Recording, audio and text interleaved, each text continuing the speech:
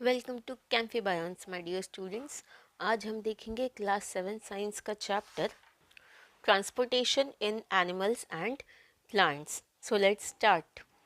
सभी living organisms को movement के लिए, लोकोमोशन के लिए एनर्जी की ज़रूरत होती है और ये एनर्जी हमें फूड से मिलती है। हम जानते हैं कि प्लांट्स अपना खाना खुद बनाते हैं और एनिमल्स उनसे रेडीमेड फूड लेते हैं। पर सबसे इम्पॉर्टेंट ये है कि ये फूड सभी बॉडी पार्ट्स तक पहुँचे और जो बॉडी में वेस्ट जनरेट हो रहा है उसे बाहर करना बॉडी से। फूड और वेस्ट प्रोडक्ट्स को बॉडी में कैरी करना हार्ट और ब्लड वेसल्स का काम है और ये दोनों मिलाकर सर्कुलेटरी सिस्टम बनाते हैं। So now let's see what is circulatory system. हमारी बॉडी में ट्यूब्स का एक नेटवर्क है जो हर ऑर्गन, टिश्यू और सेल को एक दूसरे से जोड़ता है या कनेक्ट करता है ताकि खाना जो हमारी बॉडी ले रही है, हॉर्मोन्स जो जनरेट हो रहे हैं, जहाँ उसकी ज़रूरत है वहाँ पहुँच पाए। जैसे कि एंजाइम इंसुलिन जो पैनक्रियाज में प्रोड्यूस होता है और ब्लड के थ्रू डिफरेंट बॉडी पार्ट्स तक पहुँचता है। इंसुलिन ब्लड में ग्लूकोज के लेवल को कम करता है। सर्कुलेटरी सिस्टम में एक मेन पंपिंग स्टेशन है जिसे हम हार्ट कहते हैं। ब्लड वेसल्स होते हैं जो आर्टरीज और वेन्स का नेटवर्क बनाते हैं और ब्लड होता है। Let's see what is blood. तो ब्लड एक लिक्विड मीडियम है जो गैसेस, फूड और हॉर्मोन्स को ट्रांसपोर्ट करता है।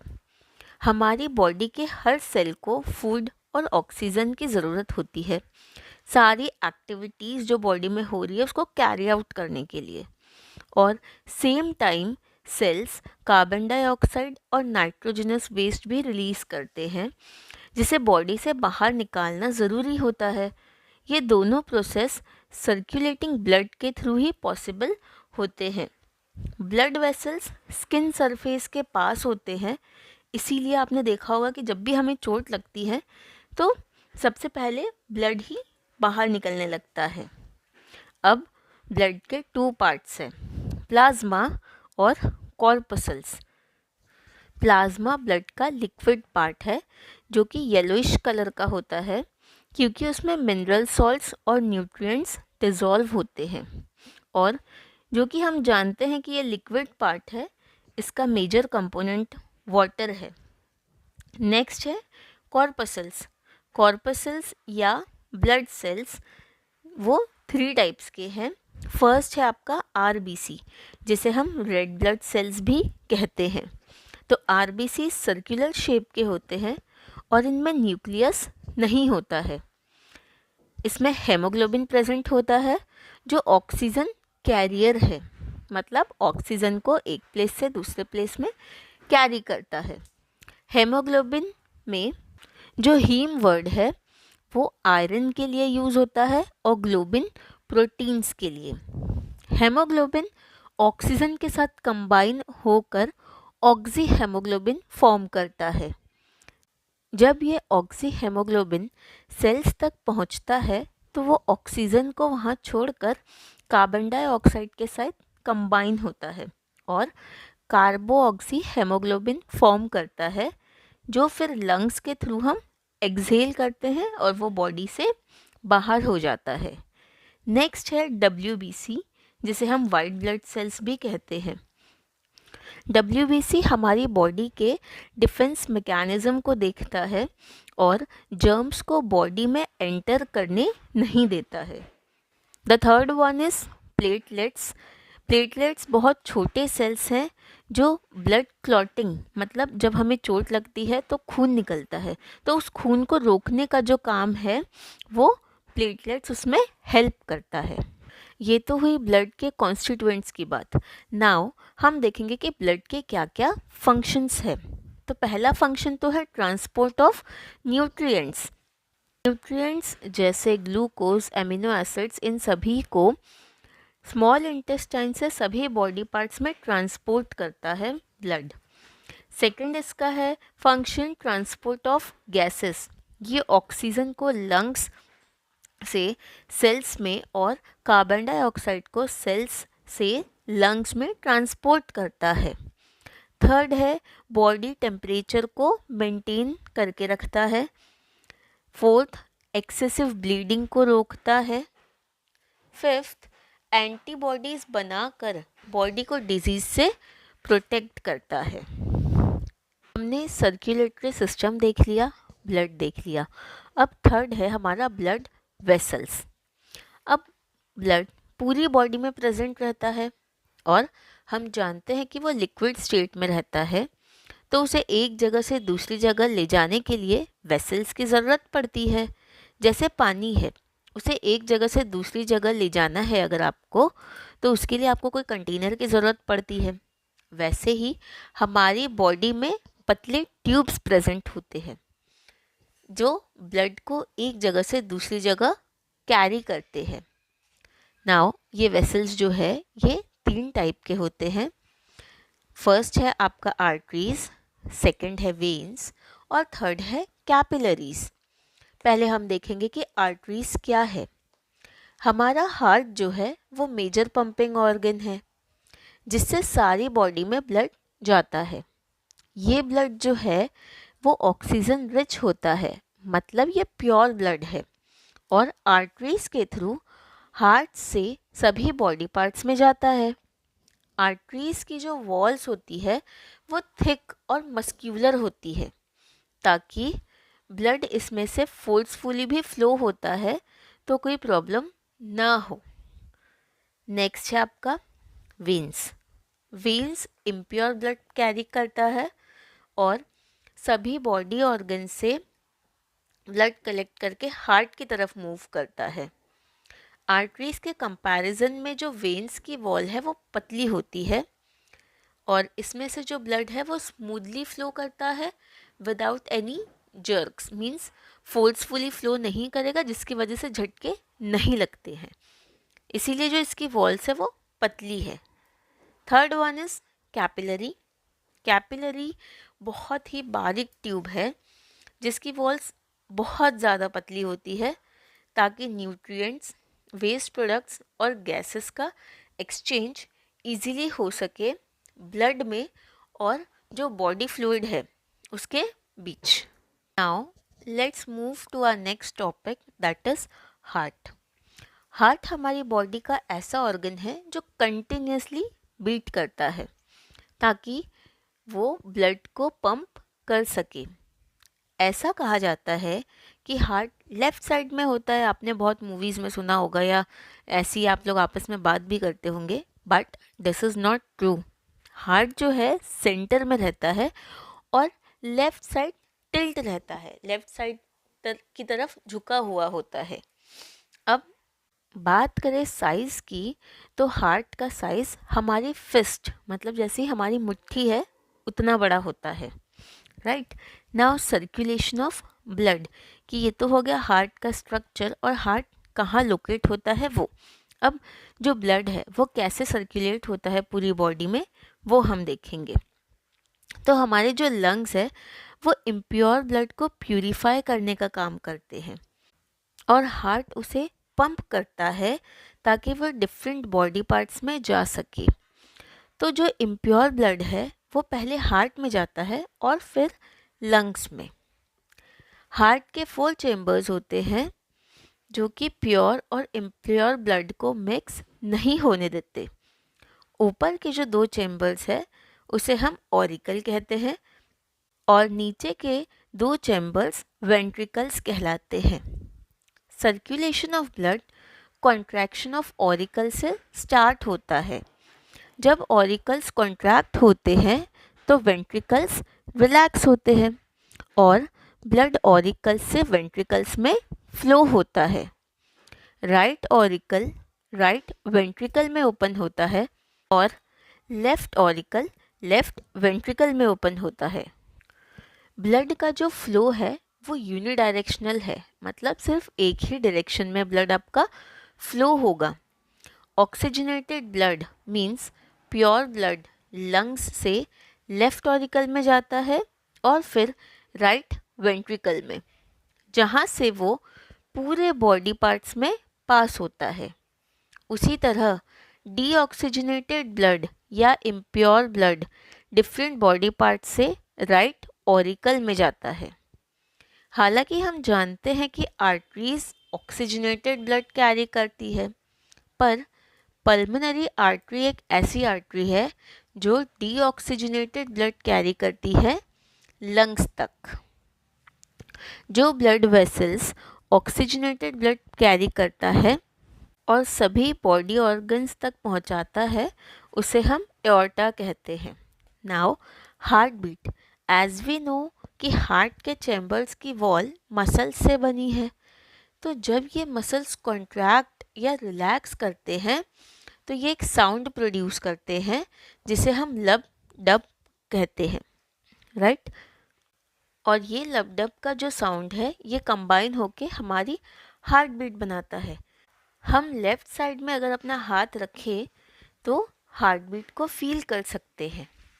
डॉक्टर्स के पास स्टेथोस्कोप होता है जिसे लगाकर वो हमारे हार्ट बीट को मेजर करता है। अब हमारी जो हार्ट बीट है वो हमेशा एक जैसे नहीं रहती।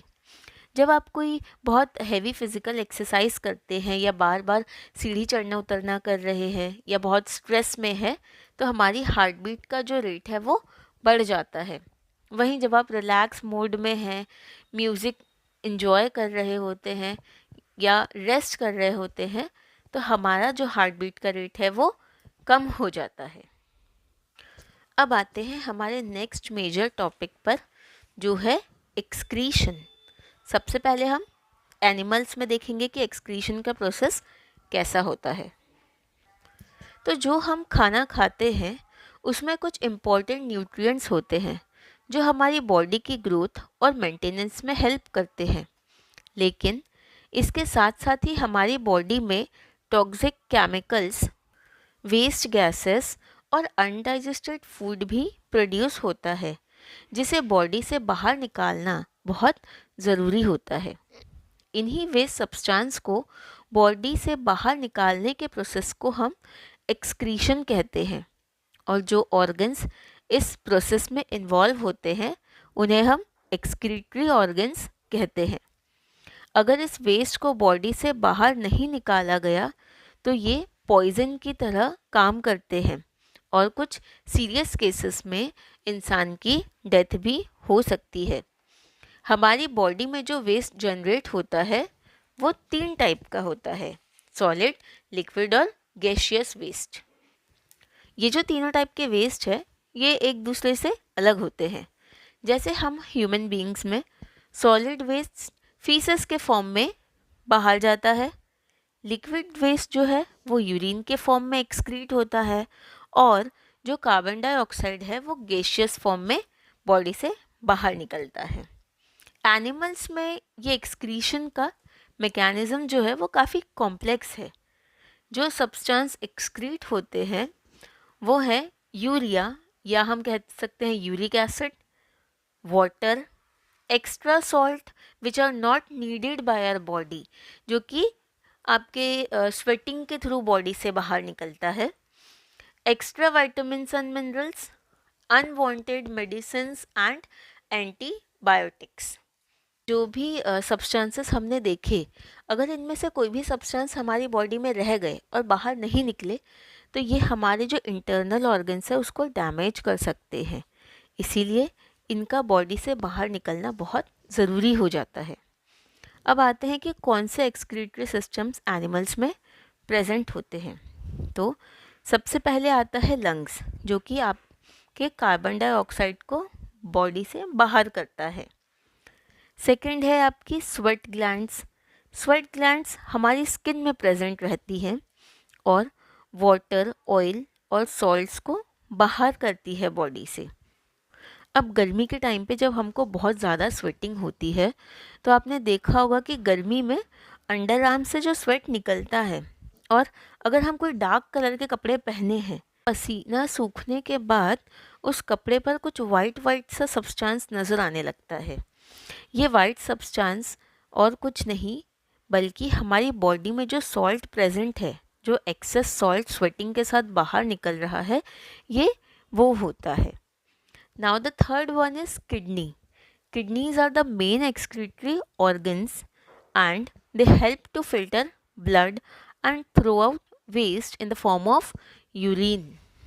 किडनी जो है वो ब्लड को फिल्टर करती है और जो वेस्ट है वो यूरिन के फॉर्म में क्या करती है, बॉडी से बाहर निकाल देती है. नाउ ह्यूमंस का जो एक्सक्रीटरी सिस्टम है वो वर्क कैसे करता है. हमने देखा कि किडनी जो है वो मेन एक्सक्रीटरी ऑर्गन है और जो ये किडनी है वो बीन शेप्ड की होती है. मतलब आपने राजमा देखा होगा, उस टाइप किडनी का शेप होता है. किडनीज जो है वो फिल्ट्रेशन में हेल्प करती है. अब हमें ये भी पता है कि यूज़फुल और हार्मफुल दोनों तरीके के सब्सटेंस हमारे ब्लड में प्रेजेंट होते हैं और ये ब्लड के थ्रू सारे बॉडी पार्ट्स में भी जाते हैं. तो जब ये ब्लड किडनी में पहुंचता है तो यूज़फुल सब्सटेंस वापस से बॉडी एब्जॉर्ब कर लेती है. मतलब जो बॉडी को लगता है कि हाँ ये हम बाद में यूज़ कर सकते हैं, बॉडी उसको अपने पास रख लेती है. और जो अनवांटेड सब्सटेंस है वो पानी में डिज़ोल्व होके यूरिन के फॉर्म में बाहर निकल जाते हैं. ये यूरिन उसके बाद यूरेटर से होकर यूरिनरी ब्लैडर में कलेक्ट होती है एंड यूरेथ्रा के थ्रू बाहर निकल जाती है. अब हम जानते हैं कि हमारे पास 2 किडनी है. इसमें से अगर एक ख़राब हो भी जाए तो काम अपना चल सकता है, पर अगर दोनों ख़राब हो गई तो अगर दोनों किडनी ख़राब हो गई तो इंसान की डेथ हो जाती है. वो इसलिए क्योंकि जो बॉडी का वेस्ट है वो बॉडी से बाहर जा ही नहीं पा रहा है, अंदर ही एक्यूमुलेट हो रहा है. तो ऐसे केस में कभी कभी हम आर्टिफिशियल किडनी का यूज़ करते हैं. आर्टिफिशियल किडनी ब्लड को फिल्टर कर सकती है पर कुछ समय के लिए, और ये आर्टिफिशियल किडनी से ब्लड फिल्ट्रेशन का जो प्रोसेस है हमें टाइम टू टाइम उस चीज़ को दोहराना पड़ता है, जिसे हम डायलिसिस भी कहते हैं. पर यह कोई परमानेंट सोल्यूशन नहीं है. डायलिसिस में पेशेंट के ब्लड को लिया जाता है मशीन के थ्रू, जिसमें सेलोफेन मेम्ब्रेन होती है जो फिल्ट्रेशन का काम करती है और एक्सेस सॉल्ट यूरिया को रिमूव कर देती है. और जब ये ब्लड प्यूरिफाई हो जाता है तो ये वापस से पेशेंट की बॉडी में इंजेक्ट कर दिया जाता है. ये मेथड पेशेंट की लाइफ को थोड़ा और बढ़ा सकती है, बट ये परमानेंट सोल्यूशन नहीं है. जो काम आपकी नेचुरल किडनीज करती है वो वही अच्छे से कर सकती है. आर्टिफिशियल किडनी बहुत समय तक ये काम नहीं कर सकती. So I hope excretion in animals is clear to you. Now let's move to excretion in plants. अब जैसे ह्यूमन बींग्स में जो वेस्ट जनरेट हो रहा है सारी लाइफ प्रोसेस एक्टिविटीज़ कंप्लीट करने के बाद, उसी तरह प्लांट्स में भी एक्टिविटीज़ जो हो रही है उसके बाद वेस्ट जनरेट हो रहा है. और प्लांट्स में से भी ये वेस्ट को बाहर निकालना उतना ही ज़रूरी है जितना कि ह्यूमन बॉडी वेस्ट को बॉडी से बाहर करना. प्लांट्स की बॉडी में भी 3 टाइप के वेस्ट है. कार्बन डाइऑक्साइड और ऑक्सीजन ये है गैसियस वेस्ट, वाटर जो है वो है लिक्विड वेस्ट, और रेफाइड्स निकोटिन ये सब होते हैं सॉलिड वेस्ट. एक्सक्रीशन के लिए प्लांट्स के पास कोई स्पेसिफिक ऑर्गन नहीं होते जैसे ह्यूमन बींग्स में प्रेजेंट होते हैं. तो लीव्स के सरफेस पर जो स्मॉल पोर्स होते हैं जिन्हें हम स्टोमेटा कहते हैं, उन्हीं के थ्रू प्लांट्स ऑक्सीजन रिलीज़ करते हैं और नाइट में उन्हीं के थ्रू प्लांट्स कार्बन डाइऑक्साइड भी एनवायरनमेंट में रिलीज़ करते हैं. जो एक्सेस सॉल्ट्स प्रेजेंट है वो क्रिस्टल्स के फॉर्म में या तो स्टेम्स की बार्क, मतलब कि जो टहनी है, जो तना है, उसकी छालों पर जमा हो जाता है या फ्रूट्स के छिलकों पर जमा हो जाता है. कभी कभी इस सॉल्ट डिपॉजिशन की वजह से फ्रूट्स का टेस्ट भी चेंज हो जाता है या आप कह सकते हो ख़राब हो सकता है. इन वेस्ट सब्सटेंसेस का प्लांट्स में बहुत समय तक डिपॉजिशन प्लांट्स के लिए हार्मफुल भी हो सकता है और नहीं भी हो सकता है. पर ये बाकी लाइफ प्रोसेस को डिस्टर्ब कर सकता है, इसीलिए इसका रिमूवल होना ज़रूरी है। Now transport of substances in plants. As we know plants are photosynthetic, मतलब प्लांट्स अपना खाना खुद बनाते हैं, और ये खाना बनाने के लिए जो वाटर की आवश्यकता होती है, जो मिनरल्स की आवश्यकता होती है, उसको एब्जॉर्ब करने का काम रूट्स करता है। रूट्स सॉइल से ये वाटर और मिनरल्स को एब्जॉर्ब करते हैं और फिर लीव्स तक वो पहुंचता है, जहां फोटोसिंथेसिस का प्रोसेस होता है। फूड प्रिपेयर होने के बाद सारे प्लांट पार्ट्स में ट्रांसफ़र किया जाता है, जिससे जो बॉडी में इम्पॉर्टेंट लाइफ प्रोसेस है या एक्टिविटीज़ है वो इजीली कैरी आउट हो सके। जैसे हम ह्यूमन बींग्स में ब्लड होता है न्यूट्रिएंट्स के ट्रांसपोर्टेशन के लिए, वैसे ही प्लांट्स में वाटर होता है। रूट्स में रूट हेयर प्रेजेंट होते हैं जो रूट्स के सरफेस एरिया को बढ़ाते हैं ताकि वाटर और जो मिनरल सॉल्ट्स है उसका मैक्सिमम एब्जॉर्प्शन हो सके। जितने ज़्यादा रूट हेयर उतना ज़्यादा एब्जॉर्प्शन। ट्रांसपिरेशन पुल के कारण प्लांट्स में सक्शन फोर्स डेवलप होता है जो वाटर एब्जॉर्प्शन को बढ़ाता है। अब आप ये सोच रहे होंगे कि न्यूट्रिएंट्स और वाटर को एक पार्ट से दूसरे पार्ट तक जाने के लिए क्या प्लांट्स में भी कोई वेसल है जैसे ह्यूमंस में है? तो आंसर है यस। प्लांट्स में भी पाइप लाइक वेसल्स प्रेजेंट होते हैं जो स्पेशल डेड सेल्स से बने होते हैं। ये कंडक्टिंग टिश्यू को हम वस्क्यूलर टिश्यू कहते हैं। वस्क्यूलर टिश्यू में 2 टाइप्स के वेसल्स होते हैं, जाइलम वेसल्स और phloem vessels. Xylem vessels. Xylem vessels long tube like structure से बने हैं जो कि अंदर से खाली रहते हैं, मीन्स हॉलो रहते हैं। ये वेसल्स रूट से लेकर लीव्स तक फैले रहते हैं और स्टेम एंड ब्रांचेस के थ्रू पूरे प्लांट में वाटर और मिनरल्स को ट्रांसपोर्ट करते हैं। अगर रूट्स को हमने कट कर भी दिया तो भी प्लांट्स कुछ दिनों तक सरवाइव कर सकते हैं। Next is phloem vessels. अब जानते हैं कि जो लीव्स उसका ग्रीन कलर क्लोरोफिल के कारण है और यही ग्रीन लीव्स सोलर एनर्जी को ट्रैप करती है। इस एनर्जी को यूज़ करके लीव्स कार्बन डाइऑक्साइड और वाटर मॉलिक्यूल्स को कंबाइन करती है और फूड प्रिपेयर करती है जो कि ग्लूकोज के फॉर्म में रहता है। ये फूड सारे प्लांट पार्ट्स में फ्लोएम टिश्यू के थ्रू ही ट्रांसपोर्ट होता है। अब आपके मन में ये क्वेश्चन आ रहा होगा कि रूट्स सिर्फ पानी को एब्जॉर्ब क्यों करता है और वो पानी रूट्स में ठहर कैसे जाता है, वो बाहर क्यों नहीं निकलता है? तो आइए देखते हैं। अब सपोज़ आपका एग्ज़ाम है और आपके किसी फ्रेंड ने कुछ स्टेशनरी लाना वो भूल गया और आपके पास एक्स्ट्रा स्टेशनरी है, तो ऑब्वियसली आप अपने फ्रेंड की हेल्प करेंगे वो एक्स्ट्रा स्टेशनरी उसको प्रोवाइड करके। तो इसका मतलब आप उसको स्टेशनरी तभी दोगे जब आपके पास एक्स्ट्रा है या एक्सेस में वो प्रेजेंट है। उसी तरह कंसंट्रेशन के भी 2 रीजन्स होते हैं, region of high concentration and region of low concentration. Region of high concentration मतलब ऐसा रीजन जहाँ कुछ स्पेसिफिक मॉलिक्यूल्स जो है वो ज़्यादा अमाउंट में प्रेजेंट है, और रीजन ऑफ लो कंसंट्रेशन मतलब जहाँ स्पेसिफिक मॉलिक्यूल्स कम अमाउंट में प्रेजेंट है। और जब 2 डिफरेंट सोल्यूशन को हम साथ में रखते हैं तो मॉलिक्यूल्स हाई कंसंट्रेशन से लो कंसंट्रेशन की तरफ मूव करते हैं। तो इसीलिए सॉइल में वाटर कंसंट्रेशन हाई होता है as compare to plant roots, और सॉइल से वाटर प्लांट रूट्स में एंटर करता है और सारे प्लांट्स में मूव करता है। इस फिनोमिनन को हम ऑस्मोसिस कहते हैं, जो कि एक स्पेशल टाइप का डिफ्यूजन है। अब आप सोचेंगे कि मैम डिफ्यूजन क्या है? तो डिफ्यूजन एक ऐसा प्रोसेस है जिसमें मॉलिक्यूल्स हाई कंसंट्रेशन रीजन से लो कंसंट्रेशन रीजन की तरफ मूव करते हैं या फ्लो करते हैं।